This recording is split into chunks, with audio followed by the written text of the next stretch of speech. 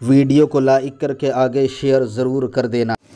اللہ تعالیٰ کا وعدہ ہے بڑے گناہ سے بچنے کی بنیاد پر انسانوں کو اللہ تعالیٰ مومنوں کو عزت کے ساتھ عزت والے گھر جسے جنت الفردوس کہتے ہیں اللہ رب العزت اس میں داخل فرمائے گا۔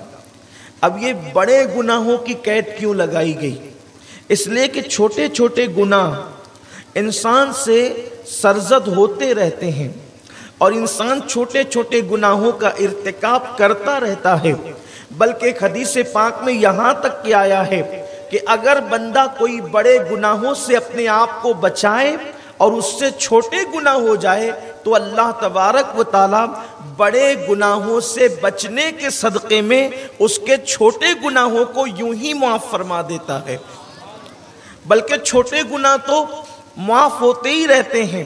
ایک شخص نے مغرب کی نماز پڑھی اور عشاء کی نماز تک اس سے جتنے چھوٹے گناہ ہوں گے، اب وہ بندہ اگر عشاء کی نماز پڑھ لے تو مغرب اور عشاء کے درمیان اس سے جو چھوٹے گناہ ہوئے اللہ تبارک و تعالی اس کے چھوٹے گناہوں کو معاف کر دے گا۔ اسی طریقے سے عشاء کی نماز پڑھی اور فجر کی نماز تک اس سے جو چھوٹے چھوٹے گناہ ہوتے رہے، فجر کی نماز کی برکت سے عشاء اور فجر کے درمیان اس سے جو چھوٹے گناہ ہوئے تھے اللہ تبارک و تعالی ان چھوٹے گناہوں کو معاف کر دے گا۔ اسی طریقے سے بندہ جب وضو کرتا ہے تو دو وضو کے درمیان جتنے چھوٹے گناہ ہوئے تھے اللہ تبارک و تعالی اس کے چھوٹے گناہوں کو معاف فرما دیتا ہے۔ لیکن یاد رکھنا، چھوٹے گناہوں کو یہ سمجھ کر کے مت کر لینا کہ میں وضو کروں گا تو معاف ہو جائیں گے، میں نماز پڑھوں گا تو معاف ہو جائیں گے۔ بڑی معذرت کے ساتھ اور بہت خیال رکھنے کی یہ بات ہے، گناہ کوئی بھی ہو گناہ ہے۔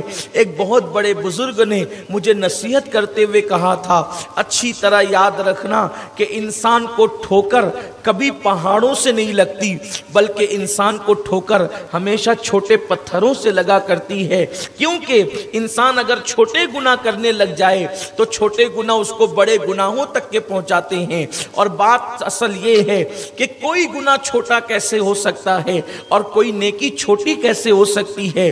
بس بات اتنی ہے، جس گناہ پر اللہ انسان کی پکڑ کر لیتا ہے وہی گناہ سب سے بڑا گناہ ہے، اور جس نیکی کی وجہ سے اللہ اپنے بندے کو معاف کر دیتا ہے بس وہی نیکی سب سے بڑی نیکی ہے۔ میرے پیارے آقا صلی اللہ علیہ وسلم کے پیارے دیوانوں، آئیے میں آپ کو بتاؤں، ہم گناہ کرنے کے بعد بھی اپنے آپ کو بہت بڑا تصور کرتے ہیں، بہت نیک تصور کرتے ہیں، بہت پرہیزگار تصور کرتے ہیں۔ گناہ کے بعد بھی ہم اپنے آپ کو پرہیزگار تصور کرتے ہیں۔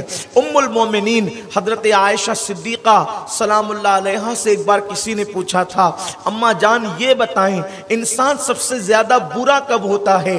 تو ام المومنین نے فرمایا تھا، جب انسان اپنے آپ کو بہت نیک سمجھتا ہے، اپنے آپ کو بہت اچھا سمجھتا ہے، اس وقت وہ اللہ کی نگاہ میں سب سے برا انسان ہوتا ہے۔ ایک بزرگ رحمت اللہ تعالی علیہ اکثر دعا کیا کرتے تھے۔ ایک بزرگ دعا کرتے تھے، اے اللہ مجھے ایسی جگہ موت عطا کرنا جہاں مجھے کوئی نہیں پہچانتا ہو، اللہ مجھے ایسی جگہ موت عطا کرنا جہاں مجھے کوئی نہیں پہچانتا ہو، اللہ مجھے ایسی جگہ موت عطا کرنا جہاں مجھے کوئی نہیں پہچانتا ہو۔ لوگوں نے عرض کیا، اس مناجات کی حکمت مجھے ہمیں سمجھ میں نہیں آتی کہ آپ کہتے ہیں کہ ایسی جگہ موت ملے جہاں آپ کو کوئی نہیں پہچانتا ہو۔ بزرگ فرماتے ہیں، مجھے یہ ڈر لگتا ہے کہ میرے گناہ اتنے زیادہ ہیں کہ جب مجھے قبر میں رکھا جائے گا تو شاید زمین مجھے قبول نہیں کرے گی، تو لوگ اگر نہیں پہچانتے ہوں گے تب تو میرا معاملہ جو ہے وہ نب جائے گا، لیکن اگر لوگ مجھے پہچانتے ہوں گے تو کیسی فضیحتی ہوگی کہ اللہ اکبر کہ فلاں کو زمین نے قبول نہیں کیا۔ حالانکہ وہ بزرگ رحمت اللہ تعالی علیہ اپنے وقت کے بڑے اولیاء میں تھے، اولیاء کاملین میں ان کا شمار ہوتا تھا۔ آپ اندازہ کریں کہ اسلاف کرام نیک ہو کر بھی اللہ سے کتنا ڈرتے تھے، اپنے آپ کو کتنا گنہگار تصور کرتے تھے۔ لیکن افسوس کی بات یہ ہے کہ ہم گناہ کرنے کے بعد بھی اپنے آپ کو بڑا نیک تصور کرتے ہیں۔ آئیے، ہلکی ہلکی سی بارش ہو رہی ہے، مجھے ایک بات یاد آ رہی ہے، چند قطرے ٹپک رہے ہیں۔ ایک بستی میں بارش بند ہو گئی، ایک بستی میں بارش رک گئی، بستی کے سب سے بڑے بزرگ حضرت سلطان العارفین بایزید بسطامی سے کسی نے کہا کہ آپ دعا کر دیں بارش ہو جائے۔ حضرت بایزید بسطامی کہنے لگے تمہیں پتہ ہے بارش کیوں رکی ہوئی ہے؟ لوگوں نے کہا کیوں؟ تو کہا میرے گناہوں کی وجہ سے بارش رکی ہوئی ہے، میں بستی سے نکل جاتا ہوں بارش ہونے لگے گی۔ اللہ کو ان کی یہ عاجزی اتنی پسند آئی کہ انہوں نے بستی کے باہر قدم نکالا اور موسلا دھار بارش ہوئی اور پورا گاؤں جل تھل ہو گیا۔ یعنی کہ وہ نیکی کرنے کے بعد بھی سب سے زیادہ اپنے آپ کو گنہگار سمجھتے تھے، اور یہاں حال یہ ہے کہ سارے پاپ اور گناہ کرنے کے بعد بھی ہم اپنے آپ کو سب سے بہتر سمجھتے ہیں۔ گناہ کبیرہ سے بچو۔ اب گناہ کبیرہ کیا ہے؟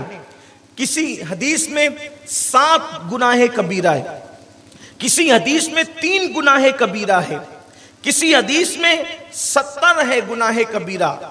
اب کس کس کو گنایا جائے، لیکن آئیے چند کا تذکرہ کرتے ہیں۔ اللہ کے رسول صلی اللہ علیہ وآلہ وسلم فرماتے ہیں جھوٹی قسم کھانا یہ گناہ کبیرہ ہے، بڑا گناہ ہے۔ جھوٹی قسم کھانے والے پر اللہ نے لعنت کی۔ ویسے بھی ایک بات آپ کو بتاؤں کہ سچی قسم بھی نہیں کھانا چاہیے۔ قسم اس وقت کھانا چاہیے جب ایسا لگے کہ آپ کی جان پہ بنائی، آپ کی عزت پہ بنائی، آپ کوئی آپشن نہیں ہے، آپ کی کوئی بات ماننے والا نہیں ہے، اب قسم کے بغیر کام چلے گا ہی نہیں، اس وقت قسم کھانے کی اجازت ہے۔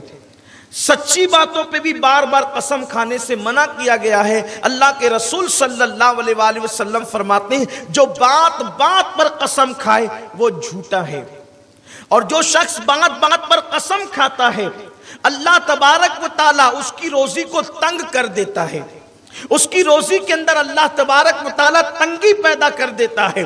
آج مسلمانوں کے اندر یہ ہو گیا، چھوٹی چھوٹی بات پہ کہتے ہیں چلو قرآن شریف اٹھاؤ، قرآن کی قسم کھاؤ، قرآن شریف اٹھاؤ، قرآن کی قسم کھاؤ۔ میں پوچھتا ہوں کیا قرآن قسم کھانے کے لیے آیا ہے یا قرآن تلاوت کے لیے آیا ہے، عمل کے لیے آیا ہے، زندگی میں داخل کرنے کے لیے آیا ہے یا قسموں کے لیے آیا ہے؟ مسلمان قرآن کو جتنا قسموں کے لیے یاد کرتا ہے کیا اتنا تلاوت کے لیے بھی کبھی مسلمانوں نے قرآن مقدس کو یاد کیا ہے؟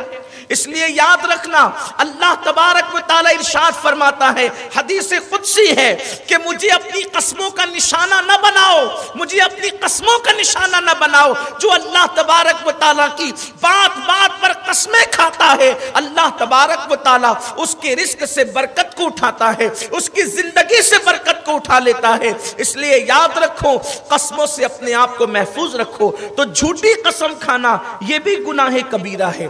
اس کے بعد اللہ کے رسول صلی اللہ علیہ وآلہ وسلم فرماتے ہیں ناپ تول میں کمی کرنا، یعنی کہ کم ناپنا، یہ بھی گناہ کبیرہ ہے۔ بڑے ویڈیو اگر اچھا لگا ہو تو لائک کر کے آگے شیئر ضرور کر دینا۔